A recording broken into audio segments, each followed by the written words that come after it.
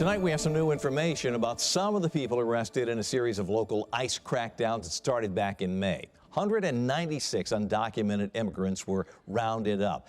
Now we know that the only crime 70 of these people are accused of is being in this country illegally. Fox 17 News' Hope Salmon's now live outside the Department of Homeland Security's office in North Nashville with more on those arrests. ICE officials tell me there's no specific category for these nonviolent arrests, just that people come to the United States illegally or re-enter illegally. ICE confirms making 196 arrests of undocumented immigrants during an early May crackdown. The agency confirms 70 people arrested had civil immigration violations, not criminal charges. I feel so bad because I'm alone, by myself with my 4 children. Jessica is an immigrant from Peru. She does not feel comfortable going on camera, but shares with me her husband's arrest experience. She says her family migrated from Peru and officers arrested her husband last month for driving without a license. He had all the paperwork at his house from the attorney, but he did not have anything at the moment. He's still in jail now waiting for a court date, and she says he will have a social security card and legal paperwork to be in the United States. But Jessica shares she's still scared he will be deported regardless. Luis Sura is the founder of Better Options, an organization designed to help struggling families acclimate, but says the focus now is helping provide legal assistance to those in need like Jessica. I got a lot of calls about getting their power of attorney letters because they want to make sure their children are safe if they get pulled over by ICE. Steve Gill, a political analyst, says the overall mission to maintain law and order is being preserved with these operations. We are seeing huge numbers of those who are, as Trump would call them, bad hombres, taken off the street. But how about for the ones that aren't dangerous? Are they being profiled to be removed? That they have violated our illegal immigration laws, but they're also driving illegally, without insurance illegally, working illegally. The Trump administration announced today that people who enter the United States illegally will not be eligible for a bond hearing. I'm reporting live in Nashville. I'm Hope Salmon, Fox 17 News, your Code Red station. I'm Christine Frizzau. Tonight, attacks against Border Patrol agents and ICE officers are skyrocketing, the violence playing out across the country. While Trump administration officials blame Democrats, polls show the president losing support on an issue he once dominated. Bullet holes at a Border Patrol facility in McAllen, Texas. The suspect killed in the act. A detention center in Prairieland, Texas targeted as well. Vehicles vandalized and 10 people arrested and charged with attempted murder of federal officers. It was a planned ambush with the intent to kill ICE corrections officers. Make no mistake, this was not a so-called peaceful protest. The growing list of attacks, both shocking and part of a widening trend of agents tasked with enforcing immigration law targeted, up nearly 700% from this time last year, according to the Department of Homeland Security. We certainly call on Democrats to tone down their rhetoric against ICE and Border Patrol agents who, again, are everyday men and women. The White House pointing to comments like this. Donald Trump's modern-day Gestapo is scooping folks up off the streets. But many of those Democrats say they're reflecting the anger of their constituents, furious at aggressive arrests and worksite raids taking place around the country. On Monday, Los Angeles Mayor Karen Bass confronted officers at a city park. It is outrageous and un-American that we have federal armed vehicles in our parks when nothing is going on in the parks. The issue believed to have propelled Donald Trump to the White House, losing him some support recently.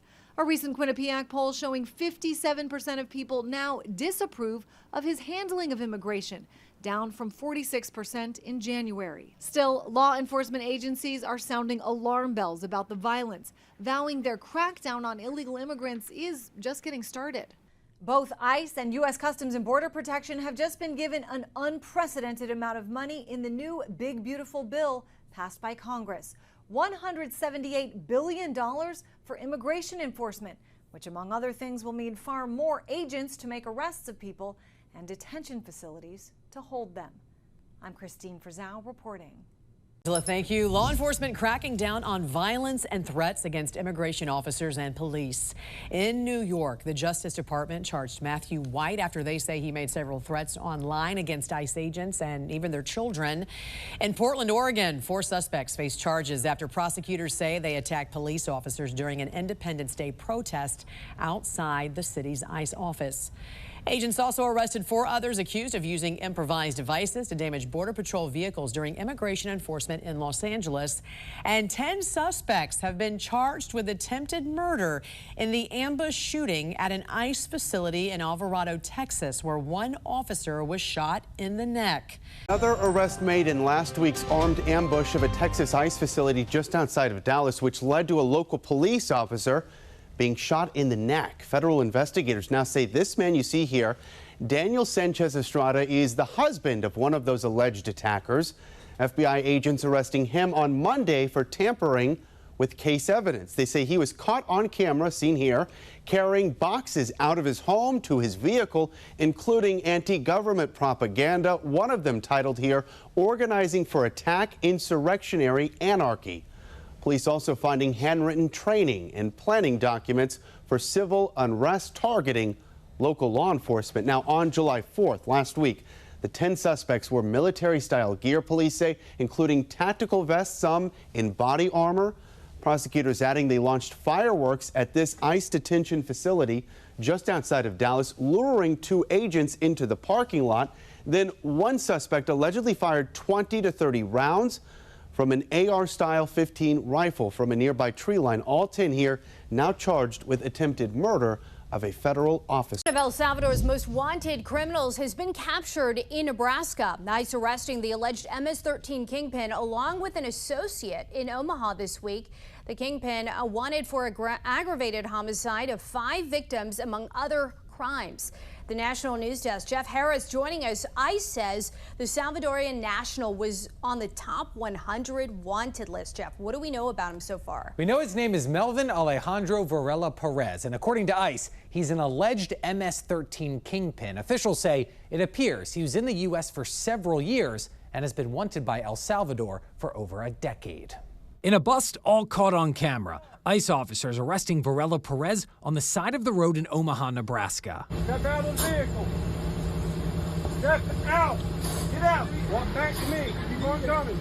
Keep on coming. The alleged MS-13 kingpin wanted in connection to multiple crimes, among them aggravated homicide of 5 victims and terrorist ties. Border Czar Tom Homan slamming the Biden administration for lying about properly vetting. They totally screwed it up, from releasing people from the border for non-vetting to tying ISIS hands. Agents also arresting Rene Saul Escobar Ochoa, an associate of Perez, who allegedly ordered fellow MS-13 members to carry out multiple crimes, including human trafficking.